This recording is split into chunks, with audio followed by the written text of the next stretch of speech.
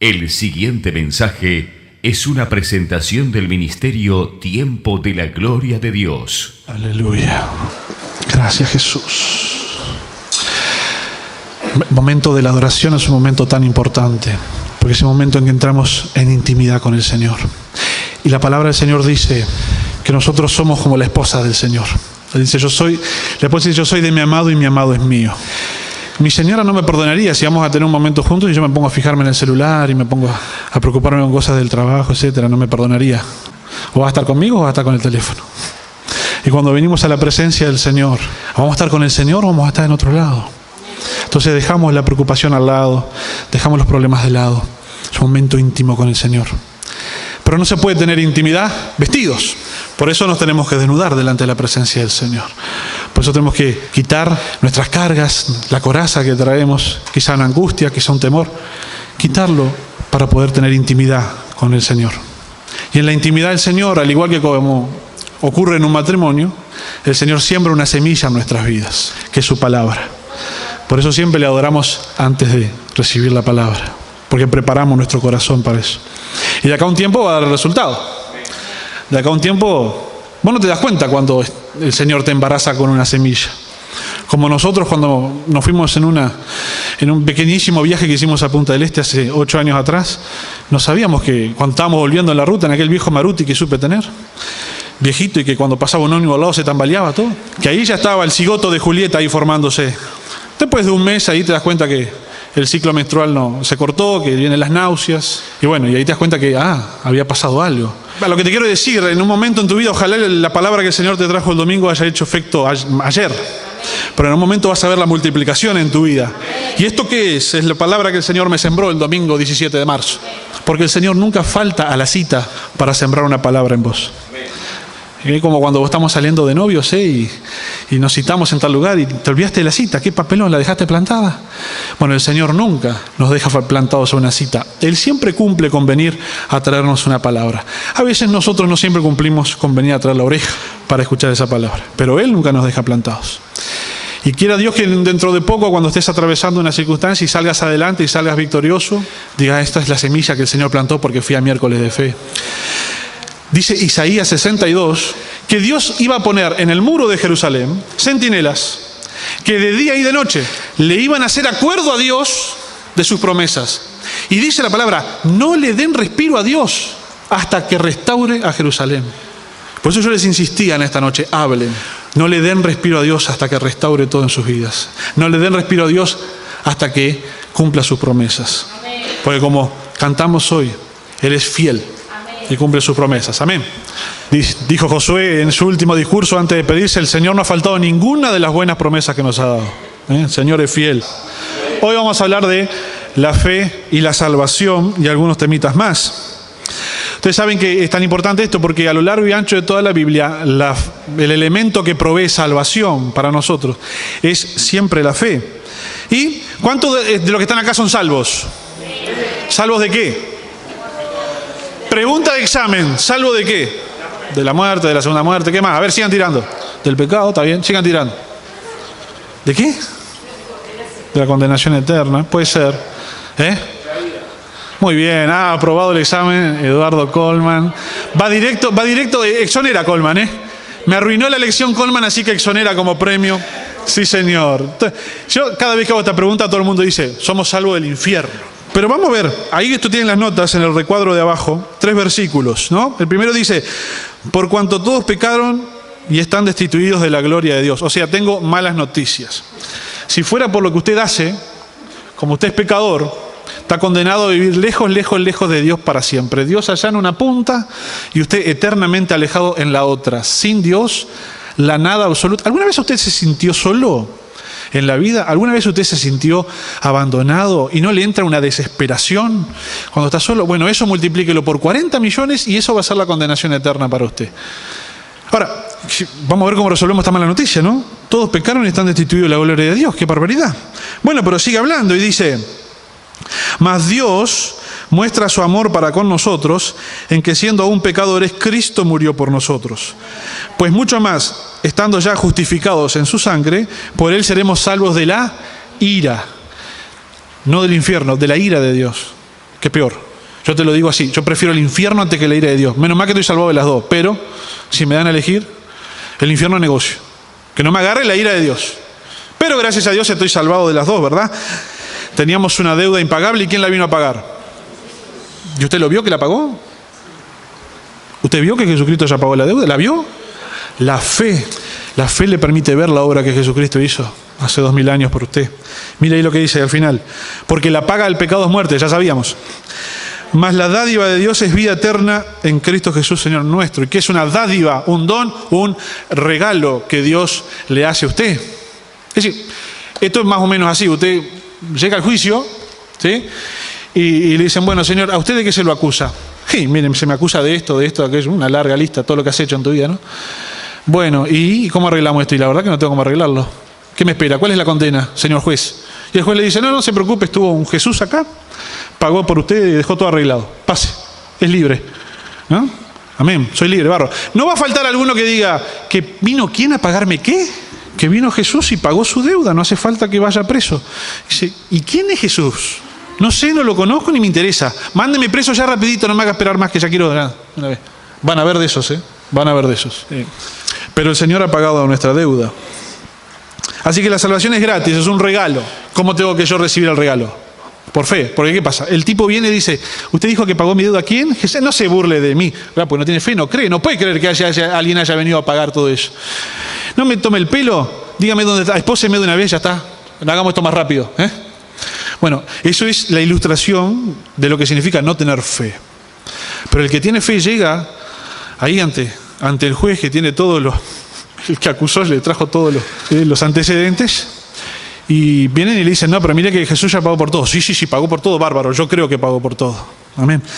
Teníamos una deuda impagable porque no se puede resolver el pecado con nuestra vida y Jesucristo vino a pagar una deuda que no era suya. Gracias, Señor Jesús. Nosotros somos salvos por la fe. Y si usted tiene ahí, da vuelta a la página, dice Romanos 10, que si confesares con tu boca, por eso es tan importante hablar, nadie ha conseguido nada callado la boca en esta vida, que si confesares con tu boca que Jesús es el Señor y creyeres en tu corazón que Dios le levantó de los muertos, serás salvo. Porque con el corazón se cree para justicia, pero con la boca se confiesa para salvación. Y luego dice, todo aquel que invocare el nombre del Señor será salvo. Nosotros miramos hacia atrás y vemos la obra del Señor en la cruz por la fe. Creemos que el Señor vino, creemos que murió, creemos que resucitó y somos salvos. ¿Y cómo hacían los que vivieron antes de Jesús? Los que vivieron antes de Jesús también miraban a Jesús, lo miraban hacia adelante, porque creían en la promesa que Dios había hecho de enviarles el Mesías. Y por la fe en esa promesa eran también salvos. Porque ahí lo dice Habacuc 2:4, y usted lo tiene ahí. He aquí aquel cuya alma no es recta se enorgullece. Lo que vimos recién. Aquel cuya alma no es recta se enorgullece, soberbio. Mas el justo por su fe vivirá. Esto es del Antiguo Testamento. El justo por su fe vivirá. Es decir, que ya se sabía en la antigüedad, antes que Jesucristo se materializara, que se vive o uno se justifica por la fe. Por la fe en la promesa que Dios le había hecho a Abraham de darle un hijo. Y ahí tenemos entonces el caso de Abraham, en la última placa. Es bien interesante porque ahí dice Génesis 15, 4-6, luego vino a él palabra de Jehová diciendo, no te heredará este, sino un hijo tuyo será el que te heredará. Cuando a Abraham se le pasaba el cuarto de hora, dice, Señor, ¿quién va a ser mi heredero? Porque acá tengo solamente un siervo, un esclavo que nació en mi casa y es la costumbre que hereda a este. Y el Señor dice, no, un hijo tuyo te heredará. Y lo llevó fuera y le dijo, mira ahora los cielos y cuenta las estrellas, si las puedes contar. Y le dijo, así será tu descendencia. Y creyó a Jehová, y le fue contado por justicia. Es bien interesante notar que a Abraham se le cuenta como un acto de justicia el haber creído a Jehová, aun cuando ya venía cometiendo actos incorrectos. Porque a esta altura de la historia, Abraham ya había ido a Egipto, ya había hecho negocios mientras había entregado a su esposa como si fuera su hermana al rey de Egipto. Es decir, Abraham ya venía metiendo la pata, metió la pata cuando se fue y se llevó a Lot y tuvo problemas con Lot. Es decir, Abraham no era una persona que podía contar con buenas conductas o con buenas acciones para decir, bueno, soy justo por esto. Era justo porque le creyó a Dios cuando Dios le prometió que le iba a dar un hijo cuando el tipo tenía 90 años. Entonces, de este pacto que Dios hace con Abraham, de esta promesa que le da de que va a tener un hijo, viene Jesús. de esta promesa viene Jesús. Así que el pacto que Dios hace con Abraham, ¿qué finalidad tenía? La finalidad de que Jesús viniera y muriera por todos y nos diese salvación a todos. Por eso decimos que algunos miraban hacia adelante por fe, a que se cumpliera el pacto con Abraham, y otros ahora miramos hacia atrás, pero todos miramos a Jesús para salvación. Y es bien interesante notar que este pacto que Dios hace con Abraham, que ahorita vamos a ver algunos detalles, ocurre antes de que Dios le estableciera a Abraham la señal de la circuncisión, ¿sí? Y ocurre cientos de años antes de que Dios le dictara a Moisés la ley. Esto significa que realmente, si alguien quiere ser salvo, necesita tener fe en Jesucristo, no importa de qué religión, porque no va en la circuncisión o no, que yo soy salvo. No es la religión la que me salva. No me presento en el cielo y digo, mire, si yo soy cristiano, evangélico, protestante, arminiano, pentecostal, apostólico y profético. Ah, bueno, pase. ¿Y usted? Bautista. No es así. No es el haber elegido tal o cual religión. Lo que me salva es haber creído en la obra que Jesucristo me da. Y tampoco es la ley, cumplir con todas las ordenanzas de la ley lo que me salva, porque si no, ahí entonces ya sería por un mérito mío. Fíjese de vuelta a la página, fíjese lo que dice el primer recuadro que tiene ahí, Gálatas 3:16. Dice, ahora bien, a Abraham fueron hechas las promesas, y a su simiente. No dice, y a las simientes, como si hablase de muchos, sino como de uno, y a tu simiente, la cual es Cristo. ¿Lo vio? Que aquí está aclarando que la simiente de Abraham es Jesucristo, y que por lo tanto todos los que tenemos fe en Jesucristo somos hijos de Abraham, somos. ¿Sabía? Así que dele gracias a Dios que usted es judío y no tuvo que circuncidarse. Sigue diciendo ahí, por la ley ninguno se justifica para con Dios. Es evidente, porque el justo por la fe vivirá. Entonces, ¿para qué sirve la ley? Fue añadida a causa de las transgresiones, hasta que viniese la simiente a quien fue hecha la promesa. Es decir, la ley aparece porque somos pecadores. ¿Para qué aparece la ley? Para mostrarme que soy pecador. Si no existiese la ley, ¿yo cómo me doy cuenta que soy pecador? ¿Cómo me doy cuenta que decir un falso testimonio contra mi prójimo es un pecado? ¿Cómo me doy cuenta que mirar con codicia a una mujer que no es la mía es un pecado? ¿Cómo me doy cuenta? En algún lugar alguien me lo tiene que avisar. ¿Cómo me doy cuenta que trabajar los 7 días de la semana de 8 a 8 es pecado? Alguien me tiene que decir que hay un día que hay que descansar. ¿Cómo me doy cuenta que si maltrato a mi mamá y a mi papá se me complica el partido? Bueno, porque está escrito en algún lado, ¿sí? No obstante, hay ciertas cosas que parecen obvias, ¿no? Hay una doctrina que dice que ya los seres humanos tenemos una conciencia moral adentro, que más o menos nos advierte de que las cosas están bien y que cosas no están mal. Que si no falto de memoria se llama sindéresis, pero ahora no quiero meter la pata. Que es la doctrina que nos explica de que ya más o menos el bien y el mal, más o menos lo tenemos dentro. Pero igual, alguien nos tiene que dar detalles. Entonces la ley para lo único que sirve es para mostrarme todo lo malo que hago. Y entonces no me sirve para justificarme. Y tampoco sirve para justificarme los rituales. Los rituales eran un acto de fe, porque ahora nosotros vamos a ver bien que los rituales que se hacían en la ley eran un reflejo de lo que iba a pasar luego, eran el anticipo de lo que iba a sufrir Jesucristo. Entonces cuando un hombre hacía un ritual, en realidad estaba ejerciendo el simbolismo de lo que iba a hacer Jesús. Entonces estaba poniendo su fe en Jesús, que es el Cordero de Dios, ¿sí? Cuando mataba el Cordero que estaba matando ahí adelante. Pero no era ese acto de matar ese Cordero el que le perdonaba los pecados, sino que era la fe en aquello. Y ahí lo tiene usted en Hebreos 10, 1 al 4, y espero que haya traído lentes, porque está chiquito, ¿verdad? No importa, yo se lo voy a leer. Dice así: porque la ley, teniendo la sombra de los bienes venideros, no la imagen misma de las cosas, nunca puede, por los mismos sacrificios que se ofrecen continuamente cada año, hacer perfecto a los que se acercan. De otra manera cesarían de ofrecerse, pues los que tributan este culto, limpios una vez, no tendrían ya más conciencia de pecado. Pero estos sacrificios, cada año se hace memoria de los pecados, porque la sangre de los toros y de los machos cabríos no puede quitar los pecados. Así que todo esto es lo que la Biblia nos enseña acerca de cómo quitamos el pecado de nuestra vida, cómo limpiamos nuestro pecado, cómo el Señor nos hace justos a nosotros por la fe en la obra de Jesucristo. Amén. Así que levante su mano y diga: soy justo por la sangre de Cristo. Muy bien. Ahora vamos vamos a entrar en un poco de detalle acerca del pacto que Dios hizo con Abraham, porque es verdaderamente, tiene unos detalles que son preciosos y usted los va a descubrir en esta noche. Había una antigua costumbre en la antigüedad, valga la redundancia, una antigua costumbre en la antigüedad, que si dos personas hacían un pacto o un contrato, no firmaban un papel porque era muy difícil conseguir papel para escribir en aquella época, pero hoy en día si usted hace un contrato con otra persona, usted frente a un escribano público firma un papel, el escribano certifica, eso se registra en una oficina pública y si usted no cumple los términos del contrato, usted denuncia a la otra parte. ¿Para qué? Para reclamar su derecho, ¿verdad? En aquel entonces no existían ese tipo de cosas porque no existía el papel, va bien, existía el papiro, existían formas de escribir, pero no era una cosa que uno lo tenía en la mano todos los días. Entonces ellos hacían un ritual, cuando dos personas hacían un contrato, hacían un ritual donde ellos tomaban animales, los partían al medio y ponían uno a cada lado y caminaban juntos por el medio de esos dos animales. De modo tal, y cuando iban caminando repetían los términos del pacto. ¿Tá? Yo me comprometo contigo a esto, yo me comprometo, y ahí caminaban por entre medio de los dos animales partidos. De forma tal de que, digamos, la parte baja de sus vestiduras se llenaba de la sangre de los animales que estaban allí, y decían, así se me haga a mí si no cumplo con el contrato. ¿No? Y con ese simbolismo cerraban el contrato. ¿Sí?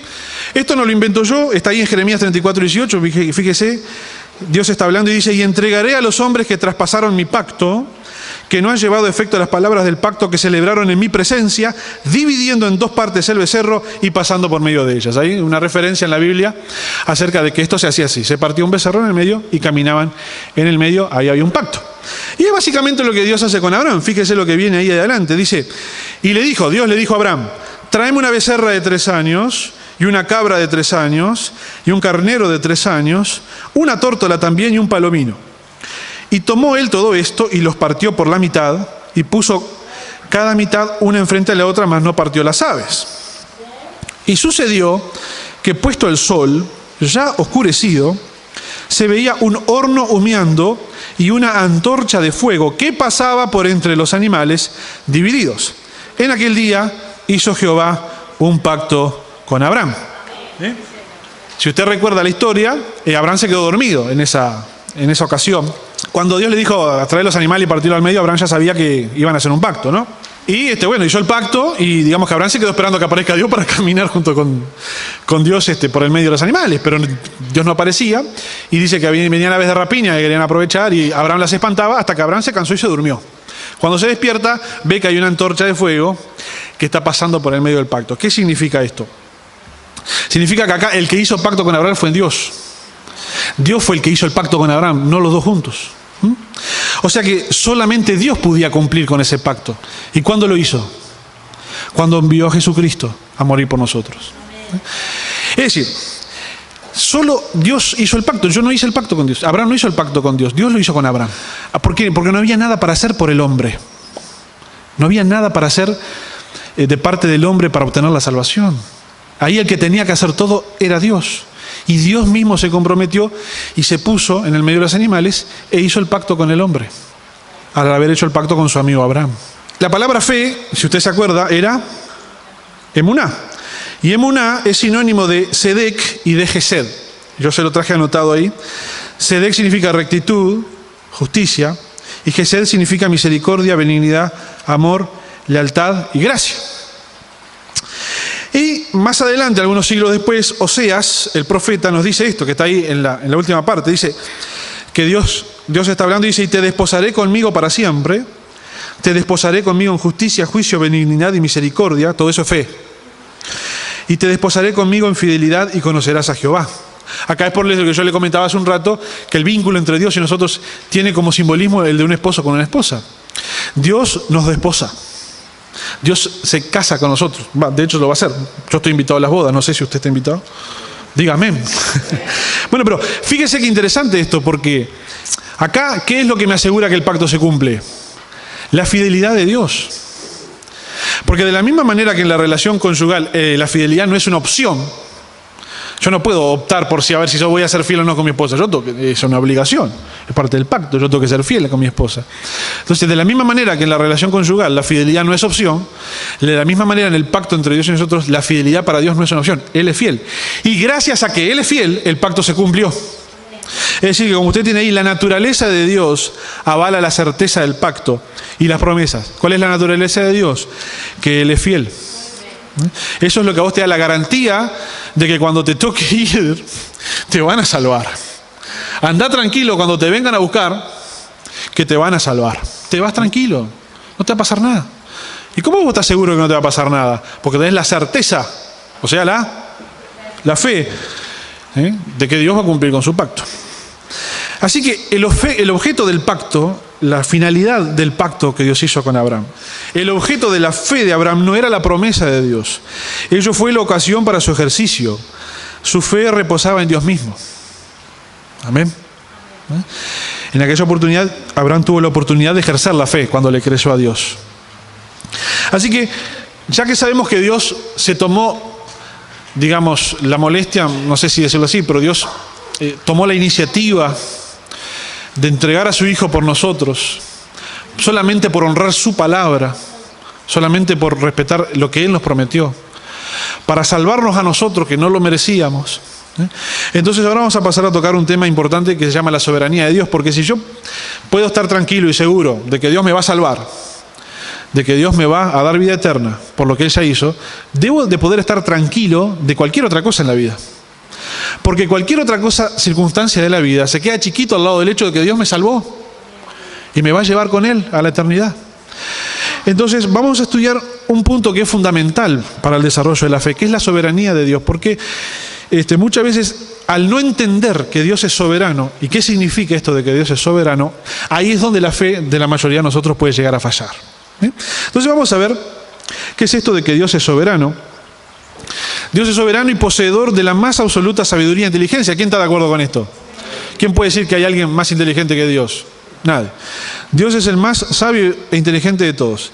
Él sabe por qué las cosas ocurren de la manera que acaban ocurriendo. Usted siempre imagine su relación con Dios como la relación que un hijo de usted tiene con usted, cuando es chiquito. El hijo chiquito no entiende la mitad de las decisiones que usted toma, pero usted toma todas las decisiones por el bien de él. Entonces el chiquilín se le capricha, le reclama, no entiende, no le gusta, no lo acepta, pero usted se pone firme en las decisiones que toma porque es para el bien de él. Entonces, de la misma manera, nosotros a veces no entendemos por qué Dios hace las cosas como las hace, por qué me acontece lo que me acontece. Pero tranquilo, que Dios es el que está en control de todo. Él sabe por qué lo hace. Y ahí viene esto que yo le voy a leer ahora. No hay acto más brillante que el ser humano pueda realizar. A ver, ¿cuántos de ustedes alguna vez realizó un acto brillante? Así algo de, ¡wow! Me lucí. Qué bien que me salió esto. No sé, cocinaste algo y te quedó rico, el asado no se te quemó. No sé. Esto, la verdad que me lucí, qué bien que me quedó. Qué bien que le quedó el carpintero que hizo el púlpito, ¿no? Y cuando pusieron la alfombra le quedó notable, la verdad que se lucieron. Se lucen las que traen las flores, perfecto. Va. Bueno, pero el acto más brillante que vos podés llegar a realizar en tu vida, no hay acto más brillante que depositar tu confianza en alguien más inteligente que vos. Yo, por lo general, confío en gente que sabe más que yo. Por lo tanto, confiar en Dios es el acto más inteligente de todos. Entonces, estar tranquilo, a pesar de cualquier circunstancia, confiando en Dios, es lo más brillante que puedes hacer. Cualquier otra cosa es más complicado. Bueno, imagino que ustedes se han dado cuenta que la soberanía de Dios es simplemente el hecho de que Dios hace lo que quiere, cuando quiere, como quiere y si quiere, ¿no? Fácil de definirlo. Si quiere, tome nota. Dios hace lo que quiere, cuando quiere, como quiere y cuando quiere y si quiere. Si no, no lo hace. Pero no es de caprichoso. No es de caprichoso. Ahora vamos a ver. Ahora, si bien Dios es soberano y hace lo que Él quiere, nosotros no estamos eximidos de nuestra responsabilidad como personas. Que Dios es soberano y haga las cosas como quiere es una cosa y mi responsabilidad es otra. Fíjese, vamos a ver 3 ejemplos que usted tiene a continuación. Dijo Jesús a sus discípulos, imposible es que no vengan tropiezos. Ok, Dios es soberano y esto funciona así. Algún día un tropiezo vas a tener. Imposible que no vengan tropiezos. Soberanía de Dios. Pero, más hay de aquel por quien vienen los tropiezos. Es decir, el hecho de que los tropiezos van a venir, a vos no te habilita a ir y hacerle tropezar al otro. Y después decirle, hermano, los tropiezos igual iban a venir. Entonces, si vos sos de tropiezo para otro, eso es responsabilidad tuya. Eso ya no es la soberanía de Dios. Esa es tu responsabilidad. Entonces, los tropiezos van a venir, pero vos no te pongas a hacerle el laburo a Dios, dejalo que maneje todo. Fíjese ahí, Filipenses 2:13. Ocupaos en vuestra salvación con temor y temblor. Eso es la responsabilidad humana, es tu responsabilidad, que vos te ocupes en tu salvación. Porque Dios es el que en vosotros produce así el querer como el hacer por su buena voluntad. Ahí tenés la soberanía de Dios. Dios va a poner en vos el querer buscarlo. Dios va a poner en vos el querer acercarte a Él. Pero vos vas a tener que dar el paso. Dios no te va a poner mover la pata así y llevarte.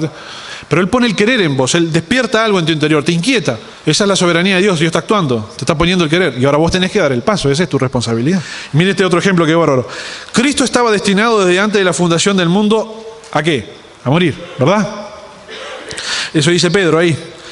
Pero algunos años antes Pedro les había dicho a sus compatriotas: a Jesús, prendisteis y matasteis por manos de inicuos crucificándole. Responsabilidad humana. Es decir, está bien que Jesús tenía como destino venir a morir. Ahora, los que lo mataron, y no pueden decir, bueno, igual iba a venir a morir. No hicimos nada, ¿eh? Es más, lo ayudamos a aquel. No. Por eso hay una diferencia. Soberanía de Dios, cuando Dios dispone que las cosas sean de una manera, y nuestra responsabilidad. La soberanía de Dios no limita nuestra responsabilidad como seres humanos. Y acá entramos en un punto muy importante. A veces tendemos a creer en Dios enfocados en los resultados que estamos buscando. No está mal en la vida querer tener un mejor trabajo, tener una mejor casa, tener un mejor pasar, querer ser sano, querer restaurar la relación con un hijo, con un padre, con un hermano. No está mal el querer determinados resultados en la vida. El problema es cuando yo me acerco a Dios enfocado en el resultado. O pretendiendo que Dios, que me acerco acá para ver si Dios me va a solucionar esto. Ahí es cuando la cosa tiene las mayores probabilidades de fracasar. Porque yo vengo ya con una idea preestablecida de cómo Dios quiere hacer, de cómo Dios lo va a hacer, y donde no cumpla con eso que yo ya me imaginé con la película que me hice, entonces esto no está funcionando muy bien. Entonces yo me acerqué a Dios como si fuese una herramienta que me tendría que funcionar de cierta manera. Y no es así.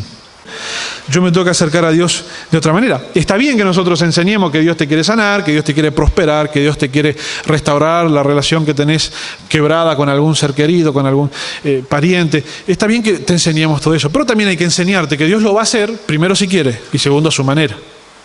Y a pesar de todo, tenemos que seguir manteniendo la fe. Entonces yo te hago una pregunta difícil. Le hago una pregunta difícil, pero usted no tiene por qué responderla ahora. ¿Qué pasaría si Dios no te respondiera una sola oración, nunca más por el resto de la vida que te queda en esta tierra? ¿Dejarías de creer en Él?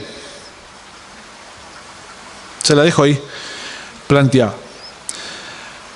Tenemos que tener confianza en la soberanía del Señor.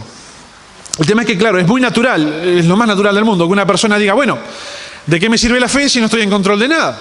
Porque te estoy diciendo que deje, que Dios sabe cómo hacer las cosas, y bueno, entonces yo no tengo el control de nada, ¿de qué me sirve la fe? Porque tenemos esa tendencia de querer controlar todo ahí. Las personas van por la vida buscando oportunidades que les sirvan a sus intereses personales. Y eso está bien, no está mal. Las personas buscan en la vida algo que les sirva a sus intereses. Eso está bien, no hay problema. El problema es cuando eso es la motivación para acercarse a Dios. Porque en ese momento estamos procurando servirnos de Dios. Y hay un problema porque ahí se configura lo que yo doy en llamar el Dios mutualista. ¿Qué es la mutualista? La mutualista es un lugar donde usted va, usted paga todos los meses o le descuentan del sueldo, y cuando usted se enferma lo tiene que atender. Y donde no lo atiendan, usted tiene derecho, se queja, reclama, no, él lo tiene que atender. Yo pago todos los meses, tengo derecho. Y a veces la gente se hace la noción equivocada de un Dios mutualista. Yo vengo a la iglesia todos los domingos, pongo mis ofrendas, cumplo un par de rituales como leer la Biblia y orar y cosas así, y entonces ahora tengo un problema, Dios tiene que aparecer y me lo tiene que solucionar. ¿Y cómo que no me lo soluciona? Y pasa el tiempo, ¿y qué pasa que Dios no aparece? Bueno, ese concepto de Dios mutualista es el concepto que tenemos que tratar de ir desarraigando, ¿sí? de la costumbre que tenemos como cristianos. Dios no es la mutualista. Para empezar, no está tengo una mala noticia, no está obligado a resolverte nada. Él se obliga a hacer lo que Él prometió, Él se obliga a hacer lo que es su palabra, pero no está obligado a aparecer cada vez que... O sea, no es el 911, no es la emergencia móvil que aparece en 5 minutos, o en 1 minuto si es debido a muerte. ¿Pero que no va a aparecer nunca? No es que no vaya a aparecer nunca. Es que hay que tener confianza en la soberanía de Dios. Hay que tener confianza en cómo Él está manejando las cosas en nuestra vida, sin dejar de nosotros cumplir con nuestra responsabilidad. Porque nos falta quien dice, bueno, años viniendo a esta iglesia, años haciendo todo lo que me decían y no se solucionó, no vengo más. No, el no vengo más ya es tu responsabilidad. Dios sigue estando en control de las cosas. Años yendo a esta iglesia no me funcionó, ya entramos con el enfoque mal. Y capaz que a veces tenemos la culpa nosotros de que entren con el enfoque mal, porque le ofrecimos eso. Le ofrecimos el venir, que Dios te va a sanar, Dios te va a levantar, Dios te va a dar un trabajo. Sí, Dios lo va a hacer, pero por eso es tan importante a veces profundizar un poco más en eso, para que la persona se acerque a Dios, no al resultado que Dios le va a dar. Y después Dios le va a dar el resultado. No los estoy aquí hoy yo convenciendo de que se queden acá igual y que Dios no se va a olvidar de ustedes, sino a que tengamos paciencia y sepamos esperar. Son pocas las personas que buscan una oportunidad de servir a Dios. Esta es una realidad. El Señor Jesús dijo, los campos están listos, la mies está madura, oren para que Dios envíe obreros a la mies. Me encanta porque hay gente que ora por las almas, y Dios dijo que oren por los obreros, las almas están prontas. Es cierto, en todas las iglesias del mundo pasa lo mismo. Son pocas las personas que vienen a la iglesia buscando una oportunidad de servir a Dios. Más bien buscan una oportunidad de servirse de Dios. Lo cual en un principio no es que esté mal, no hay que juzgarlo. Todos tenemos necesidades y problemas si venimos en busca de una solución y Dios es Padre y lo quiere solucionar. Pero en un momento hay que empezar a dar el pasito un poco más arriba, elevarnos de nivel y entender que nuestro vínculo con Dios es más profundo que sencillamente un necesito que me soluciones algo. Es más profundo y después todo lo demás como que viene incluido, digamos, ¿sí? Y digo por qué esto, porque Dios ya nos sirvió. Pero las personas vienen tan enfocadas en sus problemas materiales de hoy que les cuesta enfocarse en que, para empezar, Dios ya les brindó un servicio tremendo, que fue salvarlos. Pero como para la mayoría de las personas, eso que va a pasar después de esta vida es algo que les es tan ajeno, que no tienen conciencia de eso, y su mundo se concentra en el problema de hoy, les cuesta ver que Dios ya hizo todo por ellos. Pero Dios ya nos sirvió. Y nos sirvió cuando ofreció por iniciativa propia, sin que lo mereciéramos, a su Hijo Jesucristo. Así que cuando el tiempo pasa y nada ocurre, sacamos la errónea conclusión de que es mejor que nosotros retomemos la rienda de nuestras vidas. Esa es otra de las cosas que nos termina ocurriendo. Años orando, años pidiendo, años esperando. Bueno, mejor me empiezo a ocupar yo de este tema. Y empiezo a tomar decisiones en pos de solucionar algo, sabiendo que estoy tomando decisiones equivocadas, ¿verdad? Por ejemplo, usted, no sé, se me ocurre, está orando esperando la oportunidad de mudarse, porque no quiere vivir más en ese barrio, o quiere irse a vivir al interior, a un lugar más tranquilo, o lo que sea. Y la oportunidad no viene, no surge. Dice, bueno, ya me cansé, me voy a mudar igual. Aunque sea vivir bajo una carpa, pero yo me voy a ir para allá donde quiero vivir, a aquella ciudad. Y bueno, capaz que se le complica. ¿Ah? Porque no sabía esperar el tiempo de Dios para hacer las cosas. Por eso nosotros decíamos que la enemiga de la fe es la ansiedad. Usted no está dispuesto a seguir esperando porque ya esperó mucho. Entonces en un ataque de ansiedad empieza a tomar decisiones por su cuenta, sin consultar al Señor, sin ponerla en oración, sin pedir consejo, sin sentarse a pensar si realmente eso que está haciendo va a estar bueno. Es común decir, bueno, ya me cansé de esperar en la soberanía de Dios, ahora yo retomo la rienda de mi vida y lo resuelvo por mi cuenta, ¿verdad? Y bueno, sepamos tener paciencia. Dejar que Dios haga las cosas como quiera y en la forma que quiera, y si quiere, es la mejor que me puede pasar. ¿Cuántos pueden decir amén a esto? Ahora, téngase también paciencia usted, porque es difícil asimilar esto en nuestras vidas, porque no estamos preparados para entender que algo que no podemos controlar pueda llegar a ser siempre y en todos los casos algo bueno. Por eso necesitamos cambiar de mentalidad. Nosotros no fuimos diseñados desde chiquitos, digamos, la enseñanza que hemos recibido, no fuimos diseñados para creer que algo que no está bajo mi control siempre puede ser algo bueno para mí. Necesitamos tener el control. Y bueno, con Dios tenemos que aprender a soltar el control y confiar en Él. Porque en definitiva el control está en manos de Dios, no está en manos de nadie menor, ¿eh? Entonces por eso Romanos 12:2, el apóstol Pablo les decía a los romanos, no os conforméis a este siglo, sino transformaos por medio de la renovación de vuestro entendimiento, para que comprobéis cuál sea la buena voluntad de Dios, agradable y perfecta. Para que yo compruebe que la voluntad de Dios siempre es buena para mi vida. Siempre es agradable y perfecta. Yo necesito cambiar de mentalidad. Necesito cambiar ese chip que tengo que me dice que si yo no estoy en control, de que si no lo estoy viendo, entonces se me complica. No, aunque yo no esté en control, tengo que tener confianza en la soberanía de Dios. Y bueno, para terminar de cerrar este concepto, yo quería ilustrarlo con una historia, con un ejemplo que está en la Biblia, que lo hemos dado en titular de forma irónica, y usted se va a dar cuenta por qué de forma irónica, un viaje próspero, ¿sí? Y vamos a leer ahí, dando vuelta a la página, en Romanos 1:10, el apóstol Pablo le escribe a los romanos y les dice, rogando que de alguna manera tenga al fin, por la voluntad de Dios, un próspero viaje para ir a vosotros.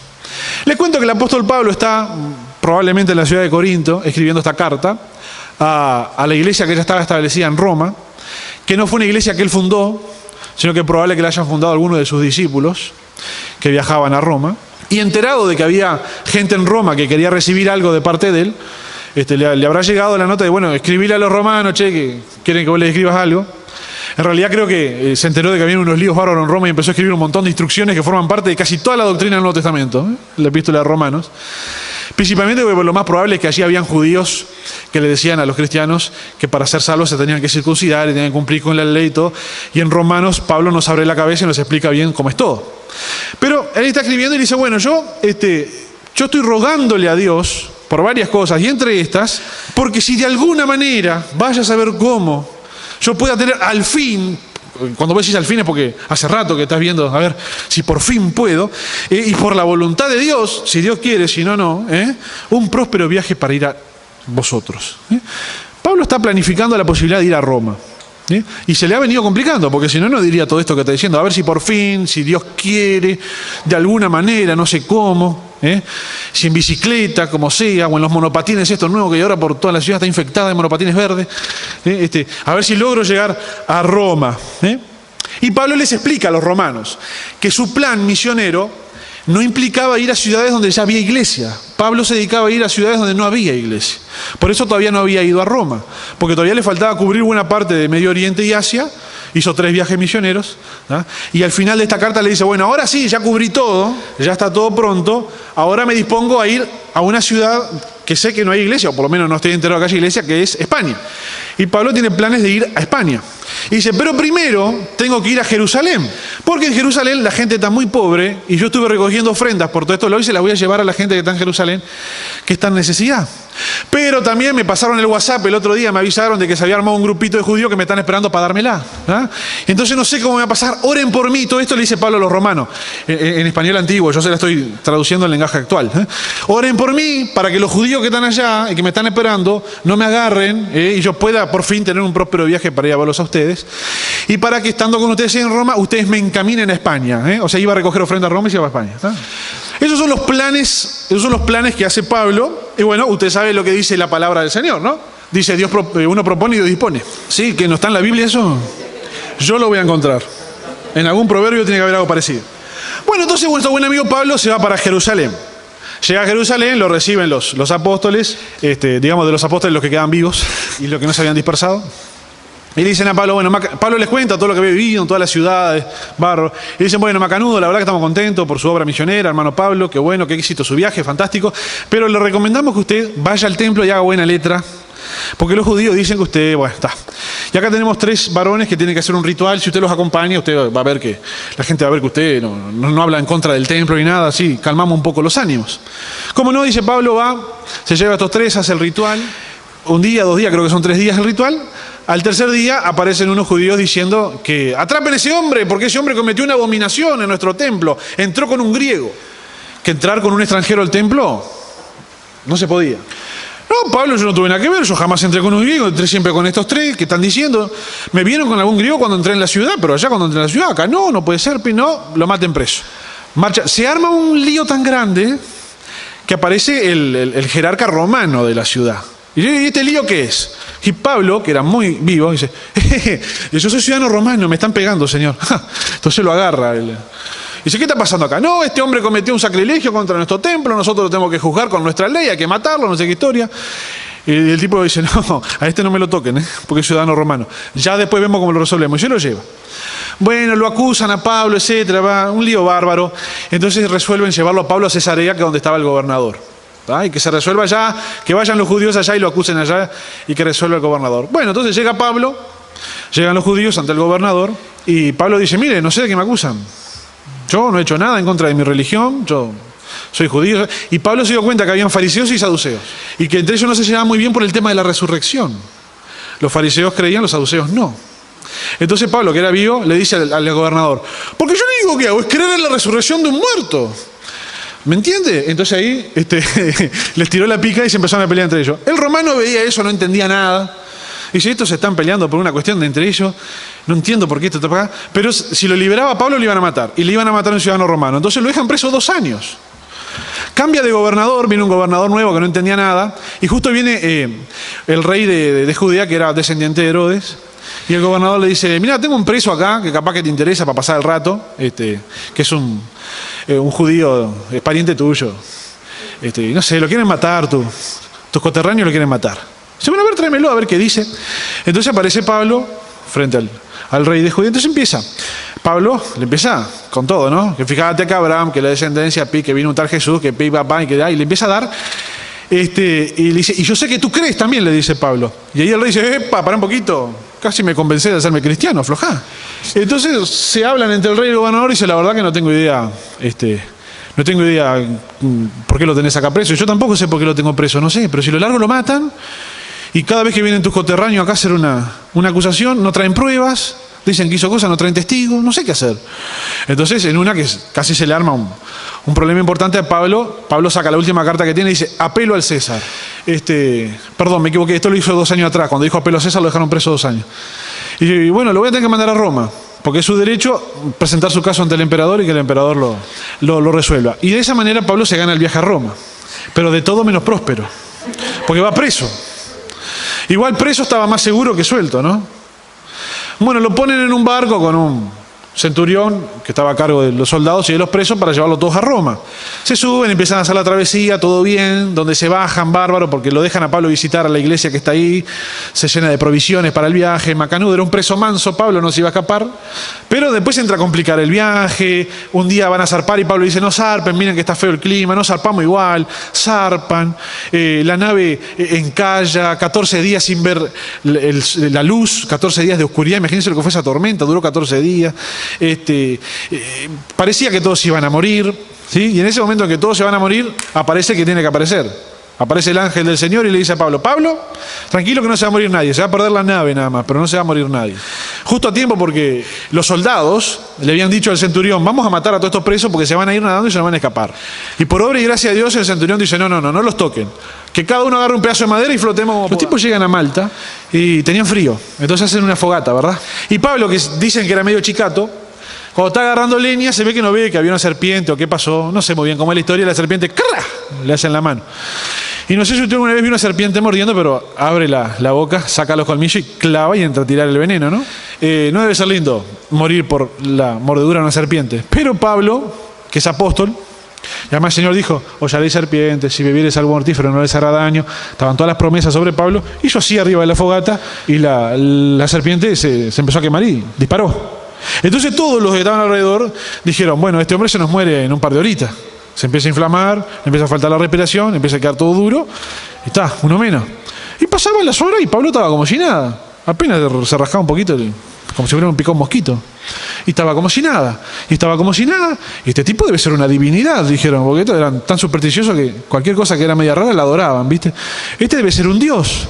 Entonces, ahí el dueño de la isla se enteró que había alguien con poderes y tenía a su papá ya para más cerca del arpa que de este lado, y viene Pablo y lo sana. Dice, y aconteció que el padre de Publio estaba en cama, enfermo de fiebre y de disentería. Mire todo lo que le pasó. Y entró Pablo a verle, después de haber orado, le impuso las manos y lo sanó. Hecho esto, también los otros que en la isla tenían enfermedades venían y eran sanados, los cuales también nos honraron con muchas atenciones y cuando zarpamos nos cargaron con las cosas necesarias. Así, fíjese qué barbaridad, no había iglesia en Malta y Pablo terminó en Malta. Tanto es así que hoy en día en la isla de Malta es 100% católica y adoran a San Pablo, ¿verdad? La isla de Malta. Pero bueno, ahí por fin, digamos, se solucionó un poco la circunstancia difícil. Ahora tenían un barco, tenían provisiones y zarparon, ahora sí, finalmente para Roma. Y llegan a Roma.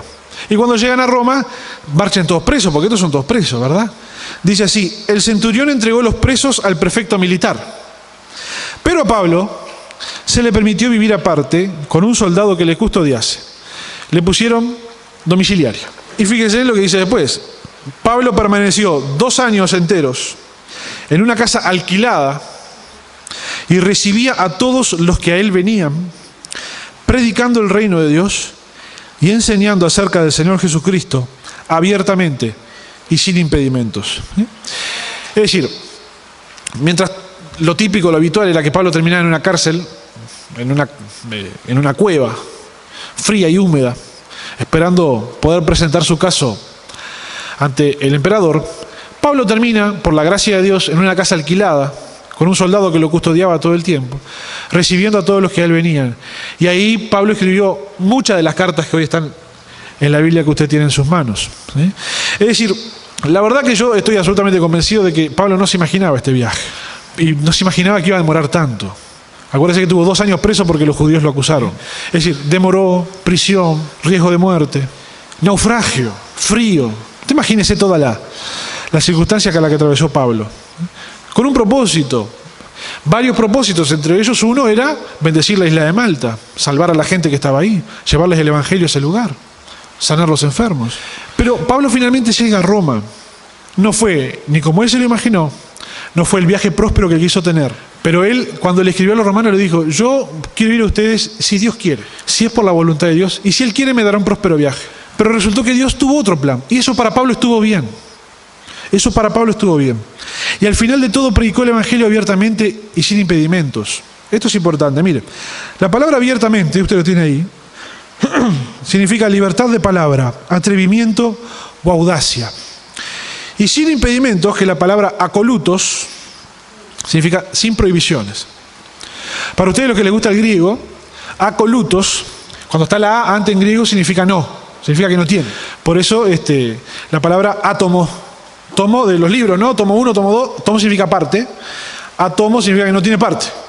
Porque los primeros griegos que hablaban del átomo pensaban que el átomo era la parte menor de la materia, digamos. Después, con el desarrollo de la ciencia, se dieron cuenta que tenía partes, pero tal nombre ya le había quedado. Y esto mismo, acolutos, A, que no tiene que colutos. Colutos es prohibiciones. Eso para que usted después un día está tomando el té con alguien en el mate y dice: ¿vos sabés que en griego se dice A? ¿No? Y quedás como un duque. ¿Y sabías que el átomo, los griegos, quedás como si hubieras terminado el liceo? Sin impedimentos. Pero, ¿cuál es la promesa de Dios para tu vida en esto? Si tú confías en la soberanía de Dios, si tú estás dispuesto a atravesar la circunstancia de la vida como es la voluntad de Dios, aunque no sea como te lo hayas imaginado, al final del camino las puertas se van a abrir en tu vida. No vas a tener prohibiciones, no vas a tener limitaciones, no vas a tener impedimentos, va a estar abierto, cielos abiertos sobre tu vida. Amén. Esa es la promesa que el Señor tiene. Dios se cuida de concedernos únicamente aquello que nos hará bien. Y bueno, la vida son desafíos, ¿verdad? Ahí yo termino poniéndoles a ustedes una reflexión, diciendo qué fácil es seguir a un Dios que nos concede todos nuestros requerimientos, pero eso sería una papita. Es más, yo creo que la gente anda buscando por ahí la iglesia o la religión donde consiga un ser superior que le haga todo lo que quiere. Qué fácil sería seguir a un Dios que nos concede todo. La verdadera fe es la que se mantiene aun cuando las cosas no salen como hemos pensado. Amén. Cuando están dispuestos a mantener esa fe en sus vidas. Póngase de pie, vamos a orar. Padre, te damos gracias en el nombre de Jesús. Tú has sembrado tu palabra en nuestras vidas. Tú has sembrado esta semilla en nuestros corazones que confiamos que dará fruto para nuestras vidas, Señor. Padre, ayúdanos, Señor, ayúdanos a tener confianza en ti, a tener confianza en tu soberanía, a tener confianza en que tú estás manejando las cosas en nuestras vidas y a que tu voluntad es perfecta, Señor. Tú estás sentado en el trono, tú tienes el control de todo, Padre, y podemos estar confiados, tranquilos, seguros de que tú estás guiando nuestras vidas. Señor, porque tú nos tienes en la palma de la mano. Tú nos estás guardando. Y tu palabra dice, tú no has faltado nunca ninguna de tus buenas promesas, Señor. Y esa es la confianza que tenemos en nuestras vidas, que tú eres fiel. Gracias a que tú eres fiel, el pacto para salvarnos se cumplió. Padre, podemos estar tranquilos que si depende de ti, se va a cumplir. Si depende de ti, tú vas a obrar en nuestras vidas. Por eso en esta noche, en el nombre de Jesús, Señor, nosotros queremos recordar las promesas que has hecho en nuestras vidas. En el nombre de Jesús, ora a Dios y recuérdale a Dios las promesas que le ha hecho en tu vida. Recuerda ahora las palabras que el Señor te ha traído. Recuerda las cosas que Dios te ha dicho, Señor. Y el Señor en este tiempo va a cumplir cada una de sus promesas en tu vida. Yo bendigo tu vida y declaro en el nombre de Jesús que en este año tú vas a ver cumplidas todas las promesas de Dios en tu vida. En este año vas a ver restaurada tu salud. En este año vas a ver restaurada tus finanzas. En este año vas a ver restaurada tu familia. Si hay algún pariente cercano, un relativo, Señor, que se ha peleado, que se ha cortado el vínculo, en esta hora se restaura en el nombre de Jesús. En esta hora, todo lo que está en tu corazón, el Señor lo va a restaurar. Yo lo declaro en el nombre de Jesús. Y si tú lo crees, dime amén. Dale un fuerte aplauso al Señor en el nombre de Jesús. Amén.